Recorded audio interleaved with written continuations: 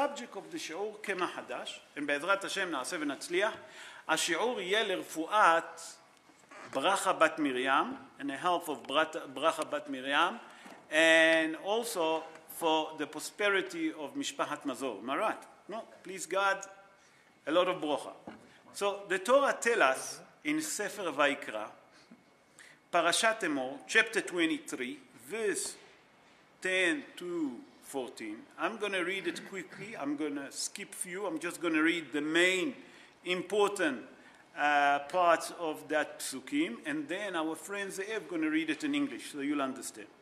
And the Torah tells us like this, כי תבואו אל הארץ אשר אני נותן לכם, וקצרתם את קציריה, והבאתם את עומר ראשית קצירכם אל הכהן, והניף את העומר לפני אדוני לרצונכם, ממחרת השבת יניפנו הכהן, ולחם וכלי וכרמל לא תאכלו עד עצם היום הזה.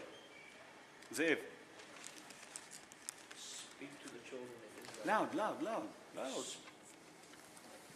Okay. Speak to the children of Israel and say to them, when you shall enter the land that I give you and you reap its harvest, you shall bring an omer from your first harvest to the Kohen. He shall wave the omer before Hashem to gain favor for you. On the morrow of the rest day, the Kohen shall wave it. On the day you wave the omer, you shall perform the service of an unblemished lamb in its first year as an elevation offering to Hashem. Its meal offering shall be 2/10 ephah of fine flour mixed with oil, a fire offering to Hashem, a satisfying aroma, and its libation shall be wine, a quarter hin. You shall not eat bread or roasted kernels or plum kernels until this very day, until you bring the offering of your God. It is an eternal decree for your generations in all your dwelling places. Okay. Did anyone understand what the Torah tells us? Kind of. נכון? So we'll try and explain. I know. So, what is Kemah Hadash? What is a new flour? The Torah, HaKadosh Baruch Hu commands us in the Torah that all the crops, okay, the new crops that we have from the 5 grains, and I'm going to explain wheat, barley, oats, okay, spelt, and rye. Those are the 5 things that we can make from it. Flour, we can make from it certain things that we can make food. You know what I'm saying? Bread, and etc. All of those grain, those 5 grain, okay, that become ready before, listen to it, Hag Pesach, before the festival of the Pesach, we're not allowed to eat from those grain, okay, until the 16th of Nisan. The end of the 16th of Nisan, we'll explain. That means that's the day after Hag Pesach in Eretz Israel. Because in the diaspora we celebrate one more day. You remember? We'll get to it. So the Torah tells us, I'll repeat again, any new flour that become ready, or from those crops, 5 crops that we mentioned, we're not allowed to grind them and to make from them bread, pasta, whatever you want to call it. We're not allowed to use it if they become ready before Hag Pesach. Yes. They aren't Pesach. They're not Pesach if you don't put them. Let me explain to you. A grain of wheat. Let's take wheat. That's what you make a matzah with. Until it doesn't come in contact with water, doesn't swell up. It needs 18 minutes to be in contact with water, and then it becomes fermented. Once that it's fermented, after 18 minutes, it becomes hametz. So all of those grain, as long that they didn't come in contact with water, there's no problem. You follow what I'm saying? Let's move on. Hang on, before you go, you said the 16th of Nisan. But the 16th of Nisan is the second day, in the diaspora. But in Eretz Israel, they celebrate one day. The 15th of Nisan is the first day. Nachon. Oh, I see what you're talking about, Chol HaMoed. Okay. Well, we'll get to it. I'll get to every question. Good. Okay, so in a time of Bet HaMikdash was exist, they used to sacrifice the Omer, like the Torah tell us, like you heard what Ze'ev read for us. and they used to sacrifice the Korban HaOmer, the sacrifice of the Omer, that made from barley, okay, on Tetzayin Nisan. Tetzayin Nisan is the 16th of Nisan, okay? That used to be the Korban HaOmer. And from that time that they used to sacrifice the Korban HaOmer, we can eat already, in the time of Bet HaMikdash, the new flour. What we call it new flour. It's become Yashan. So how is it applicable for us today that we don't have Bet HaMikdash? So today that we don't have a Bet HaMikdash, how does it work? It works like this. That we're not allowed to eat from the new flour, from the new crops, until the 17th, the night of the 17th. That's me, now I'm answering you. Until complete 16 days of Nisan finished, and only on the night, like tonight, now after sunset, after the stars came, it's already a new day. So on the 17th of Nisan, in Eretz Israel, okay, you can eat from the new grain, what we call it Kemah Hadash. In the diaspora, because we celebrate 2 days of Yom Tov, nachon? So when they have already Hol HaMoed, the first day of Hol HaMoed, we celebrating the second day, nachon? So in Eretz Israel, when do you allow to eat? And Leil Yuthet. Yuthet, it's the night of the 18th of the Nisan. Only then we allow to eat. Where do we learn that? That we learn from the Gemara in Masechet Sukkah. That's the takana that make Rabbi Yohanan ben Zakkai. You can find that in the Gemara in page 41, folio 1. There is a takana of Rabbi Yohanan ben Zakkai. Okay, now we spoke about what is Kemah Hadash. Any questions so far before I continue? Because I'm going to go to the law of Kemah Hadash. But there is any question about it that you didn't understand? So we understand that Kemah Hadash, it's any new flour, okay, that the grain being taken, they put it through the process, it's become a flour, they make from it a pasta, they make from it everything that you make from the 5 grain. You're not allowed to eat it until the 18th of Nisan in the diaspora. Philip, you look confused. Yeah, why does it matter in the diaspora as opposed to in Eretz Israel? They bring the Korban HaOmer. Nachon. Okay, but in the diaspora we weren't bound by the Korban HaOmer. Because today we don't have Korban HaOmer. You just came as we started. You missed it. So today that we don't have Korban HaOmer, we don't sacrifice because there is no Bet HaMikdash. You agree with me? Yeah. Nachon? So because there is no Bet HaMikdash, we can't sacrifice the Korban HaOmer. Therefore, we have to take according to where you live. That means in Eretz Israel, it's finished when?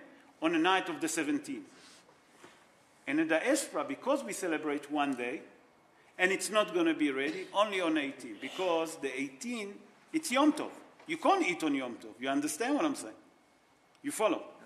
Yeah. Okay. So the law of new flour, where do we learn about it? The Gemara in Masechet Menachot, in page 68, folio 1, Samech Het Amud Aleph, Hazal explained that the prohibition of a new flour, Rabotai, it's prohibition from the Torah, mitzvat deoraita. It's not like many people say, it's the Rabbanan, it's so important. We'll see, there is a mahloket on it. Is it a derata mitzvah even though the Beit HaMikdash is not around? That's according to the Gemara Masechet Menachot. We bring all the posking in the end. Just remember, here we're talking about the time of the Gemara around 2,000 years ago, 2,400 years ago. The Gemara in Masechet Kiddushin. Need to ask a question, please. Yeah. What prevents the people in Israel today building a new temple? Okay, very good. Because, number one, nothing prevents us from building a temple. But, very good question. But it's not belong to the show. Can I answer it just now? Just keep it and I'll answer it. It's not belong to the show, I'll answer it. In the Gemara Masechet Kiddushin,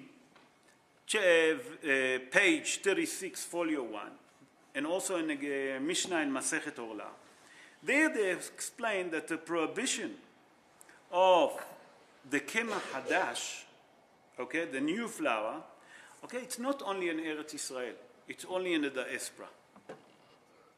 And we'll see now why I'm talking about it. Okay, and who agreed to it?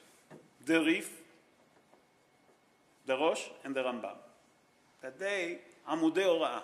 According to them, that's how the Poskim Paskin. So they agree that the Kemah Hadash, Rabotai, it's not only in Eretz Israel, it's also in the diaspora. Sorry? That's also here. Yeah. So the flour, now we're going to get to it, that the flour that come from this country, in South Africa, can be Kemah Hadash. If it's been harvested and prepared before Yud Zayin. That means Zayin, okay, of Nisan. Now, the next thing that we have to understand is that only referring to the crops of a Jewish person or a Gentile? You understand the question? So the law say that even if the crops, that means that the field that you harvest and the crops belong to a Gentile, are those grain that belong to a Gentile, you have to keep Kemah Yashan. That means that's consider if he harvested before Yud Zayin, that means 17 in Eretz Israel and 18 here, that crops that he harvest, if they're from the 5 species, I repeat again, wheat, barley, oats, spelt, and rye, those 5 consider Kemah Hadash. If he done it before Pesach. Sorry, I might have missed something, but Yes. I want to ask this question. Yes, Brian. How do you know whether it's new flour or it's not new flour? Okay, now I'm going to get to it. Exactly now. How do we define what is a new grain and what is not a new grain? How do we define that the grain, that the crops, they are new or not? The price. Very good. Okay. Inflation and profiteering. Okay. Thieving. So the way that we define it's very simple. We define it like this, that if any one of those 5 grain that we mentioned, okay, it's been planted, okay, before the Pesach, that means they're sworn in the ground, and it have to be in the ground, okay, and it's been harvested before the Pesach, they're harvested, okay, that's considered, okay, as a Kemah Hadash. If it's been harvested after the Pesach, it's considered Kemah Yashan. You follow? What it means? That if we take those grain and we plant them on the ground before Pesach, okay? And we only harvest them after the 17th of Nisan, that's after Pesach, in Eretz Israel, or 18 in the diaspora, that's considered Kemah Yashan, and you're allowed to eat. You follow? What does it tell us? That you have to make sure when the grain been planted and when it's been harvested. That means if you harvest it now we in Iyar, okay, we plant the grain now, and you harvest it before next Pesach, what is it considered? Kemah Hadash. If you harvest it after the 17 or the 18, Yashan. You follow? Now we have to understand if that's the case, we have a problem. Why? Because we have to define, okay, how long does it take the seed, okay, to root? You understand? How long does it take for the roots to start growing? You understand what I'm saying? To germinate. Sorry? The word is germinate. To germinate. How long does it take? Sorry? What did you say, Steve? I know. said Mr. Scientist. No. I was thinking Stephen say something. So we have to understand how long does it take, okay, for the roots to grow, to germinate. So, to germinate. Sorry? Germinate. Okay. So according to the opinion of Trumat Adeshe, that was Rabbi Israel Isserlan, he born 627 years ago in Germany. And he said that after 3 days, any one of those seeds that we planted, they already start germinate. That's one opinion, and you'll see why I'm specially brought it. According to the opinion of the Dagul Merevava, Rabbi Haskel Landa, born in Poland 304 years ago, and the Gaon Mivilna. Okay, the Gaon Mivilna, there is a debate where he born, but most of the people say that he born in Vilna. He born 297 years ago. They both agree that at least from the moment that you plant the grain on the ground, it takes at least 2 weeks for the seed to germinate, to grow. You understand? Why did I brought this mahloket? Because we see now, what is it going to come to? Because we have to understand, for example, and I'm going to do conclusion.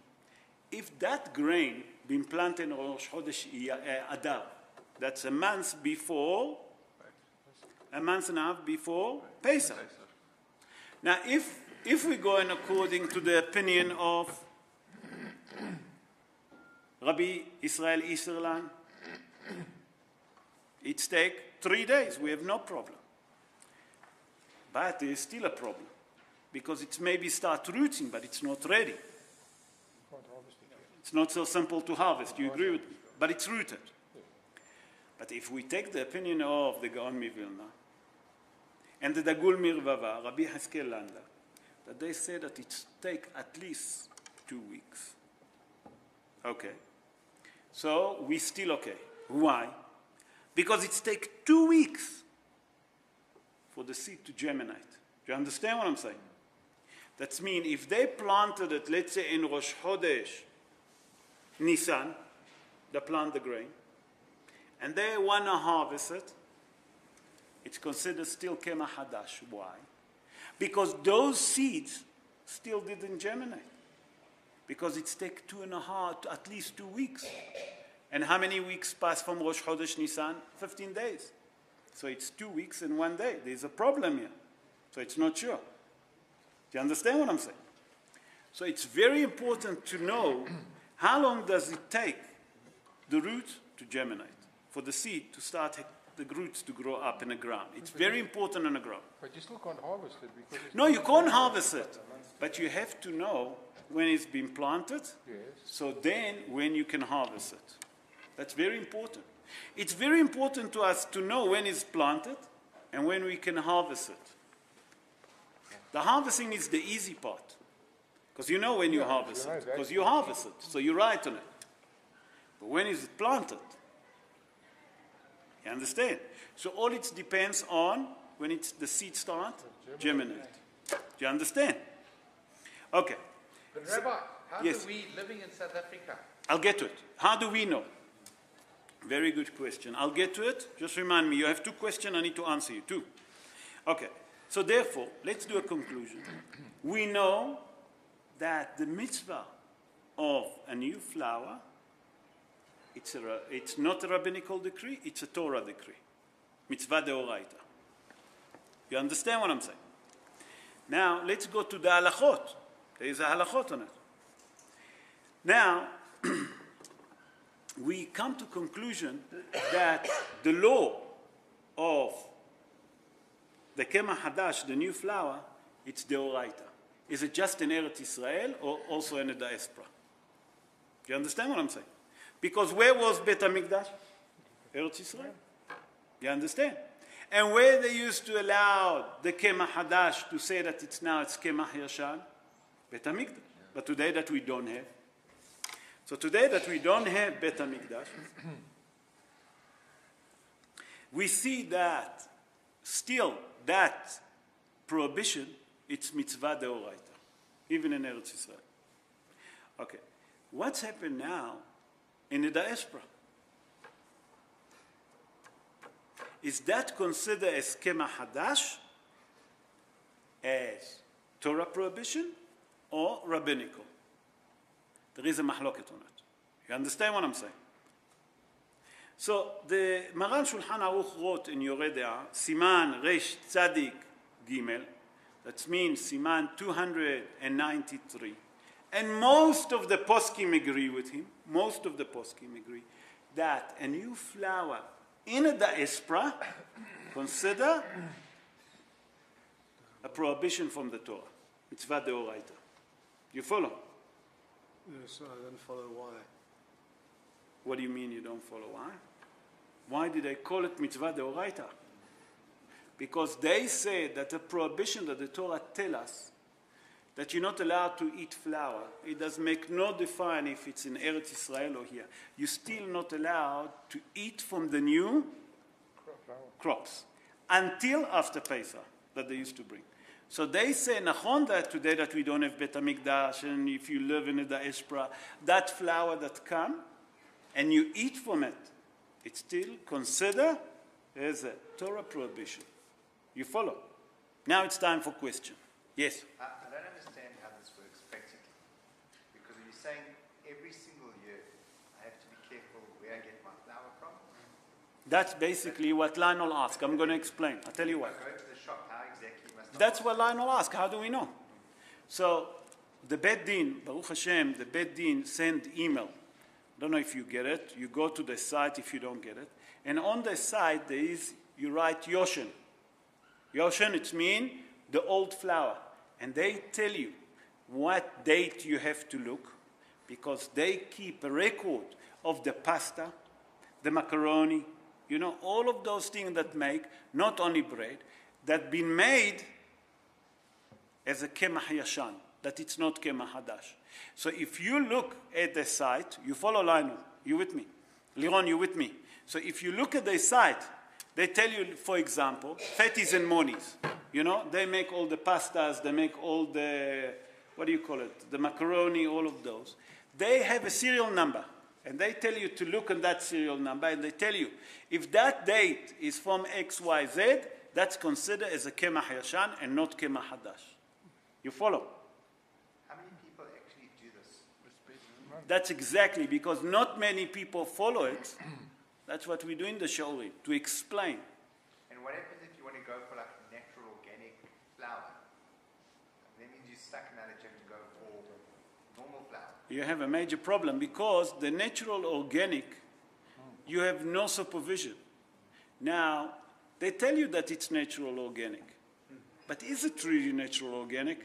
You're sure that they didn't put anything, any preserve in it? I tell you what I hear from Arav Ben Zion Mutzafi. Arav Ben Zion Mutzafi told us, I listened to his shiur, and he said that in Pesach, I'm talking about black pepper. Listen to that. Black pepper. What can be wrong with black pepper? Nothing. Nachon, you grind it and it's black pepper. Listen carefully. They go on to a hotel. The same chef, everything is the same. They kosher the kitchen for Pesach. The chef used all the product that came, it's all kosher for Pesach. He made the same chicken, the same dish. Many people come and complain that the food was too spicy.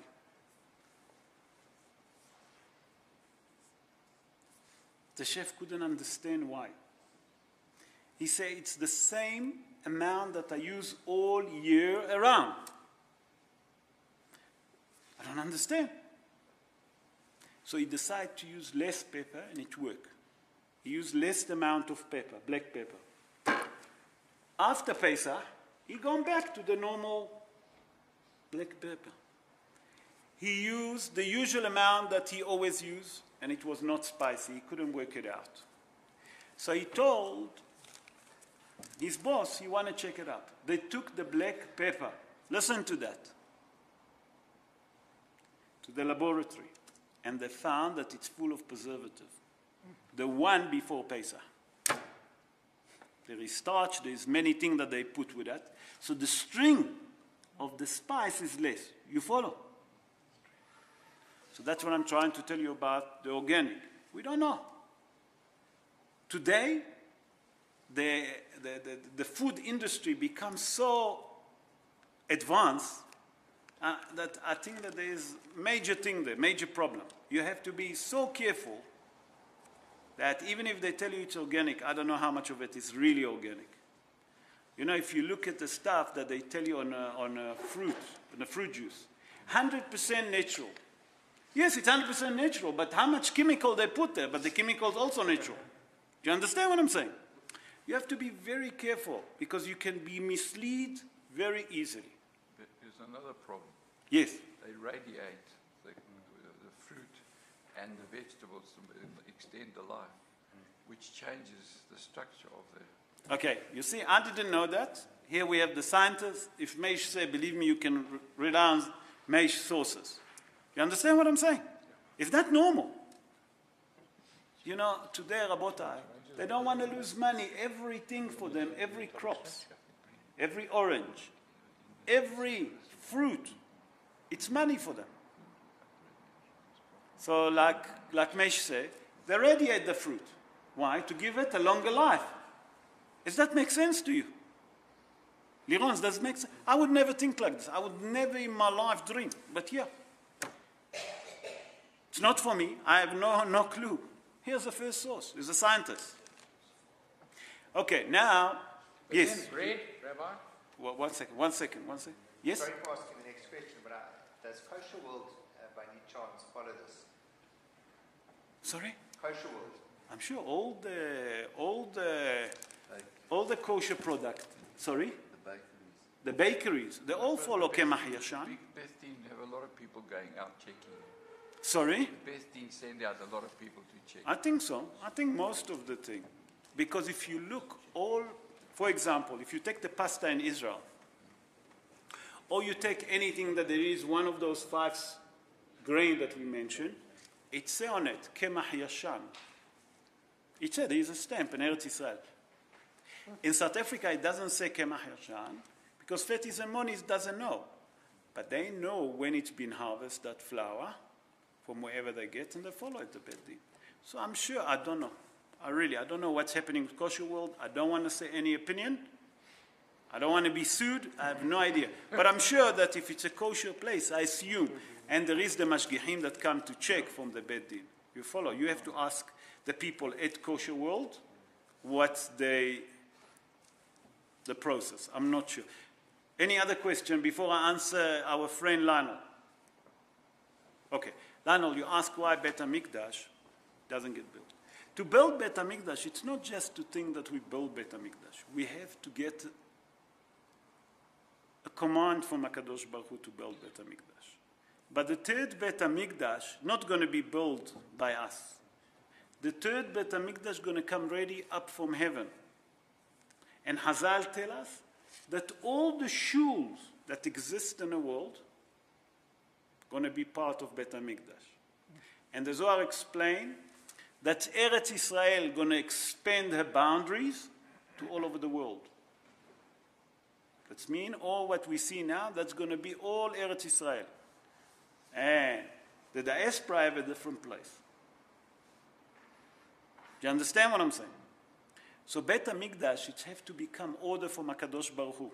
The same like Bnei Israel, when they enter Eretz Israel, they've been commanded 3 mitzvot. One of them was to build Beit HaMikdash, Beit HaBchira. So they have to build Beit HaMikdash. Who built Beit HaMikdash? Shlomo HaMelech. David HaMelech started the foundation, but he was not allowed to build it. You remember we spoke about it. Shlomo HaMelech will build. You understand? So it has to be from HaKadosh Baruch Hu. It's not like people think, you go quite often to Eretz Israel and you see some Mishugaim wearing all white. He tell you, I become Kohen Gadol. He wears something on his head. He have top thing on his head. He all wearing white. I'm Kohen Gadol, he tell you. He put a breastplate, look like copy of a gold, you know, plated. He think this. I'm telling you, you go to many places. You ask people, are you the Messiah? Everyone will tell you, I'm the Messiah. Do you understand what I'm saying? משוגעים לא חסרים. We're not missing of them. We're not short of משוגעים. We have to live according to our Hazal, to our poskim, to Gdolei Ador. Don't listen to everyone. You know, you go to, and that's one thing that I really want to mention. You know, many of us go to the Kotel, Rabotai, and they see there, you know, they sell the red string. Did you see it? They sold me one. Where does that come from? I tell you what, you go to Gdolei Ador. So, הרב אלישיב, זכר צדיק וקדוש לברכה, הרב עובדיה יוסף, זכר צדיק וקדוש לברכה. Did you ever see them wearing those red string? If it was so important, they would wear it. So don't waste your money on nonsense. Don't listen to all of those that try to sell you, try to tell you. It's all bubamaises. You know what is bubamaises? Baruch Hashem. So don't fall to all of those traps everyone tell you. Don't look at the exterior, how they dress. Don't fall into those traps. Rabota, you go to Eretz Israel and you think that you're in a kotel. It's very holy. Don't fall to those little crooks. Do you understand? Especially say crooks, because what they put and what they sell you, it doesn't say anywhere in the Torah that you should wear a red string. If it would say, today each one of us would have it, the same like we have tefillin. You agree with me? Yes, Lano. Some of the top rabbis in Israel all dress just like you and me.